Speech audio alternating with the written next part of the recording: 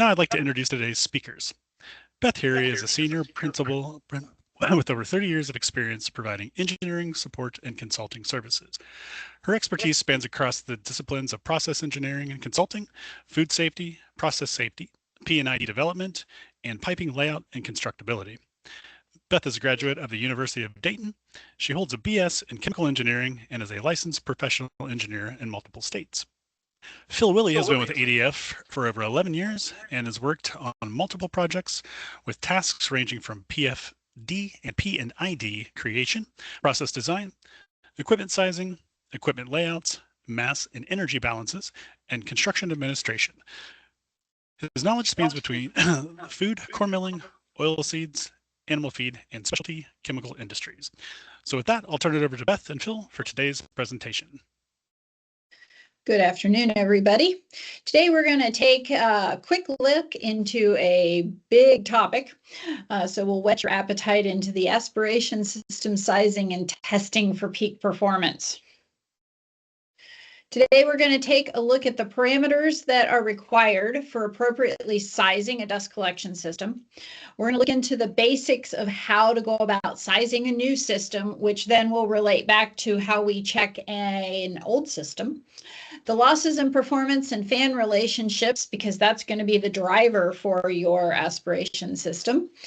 How to evaluate that existing system, why it's important to balance the system and what you can and can't get out of balancing, and then why it's important to do system health checks so that the system stays in compliance with what you'd like it to do. Okay, thanks, Beth. So we'll jump right into the parameters on how to size a new dust collection system. The first thing I try to look at is determining the transport velocity. So what is the dust that you're dealing with? What is the moisture content? Is the dust light, fluffy, or heavy? You know, what is the dust? So if you look at this table down here, most grain dust, food dust, kind of falls in the average industrial dust area. You know, your grain dust, cornstarch dust, meal dust, items like that. Most of those dust flow pretty well above 3,500 feet per minute. But if you've got some heavy, moist cement dust, you better make sure your velocities inside your ductwork are relatively high, above 4,500 feet per minute sometimes. So make sure you know what kind of dust you have, what the transport velocity is. The next thing I kind of think about is, is the dust explosive or combustible? Make sure you get your dust tested. If it has a KST or PMAX, it's explosive. So that'll mean that your dust collector will need explosion protection and isolation.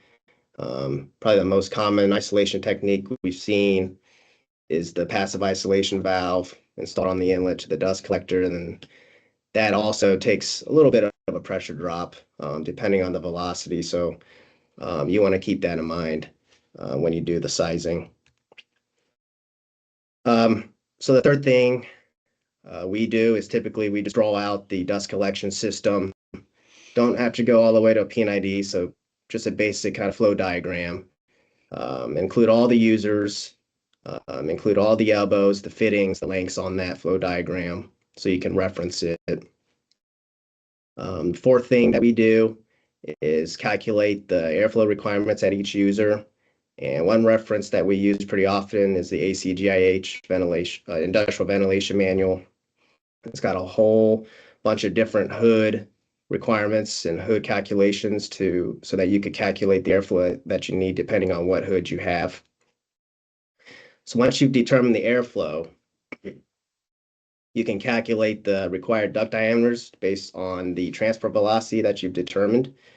And yeah, also remember just to use the constant velocity method when you size the ductwork and dust collection system. And the way you determine the duct diameter is essentially just the airflow, cubic feet per minute divided by, say, 4,000 feet per minute transport velocity. You get the area, and then you just take the area of a circle and figure out what the diameter of the duct is. So it's relatively simple.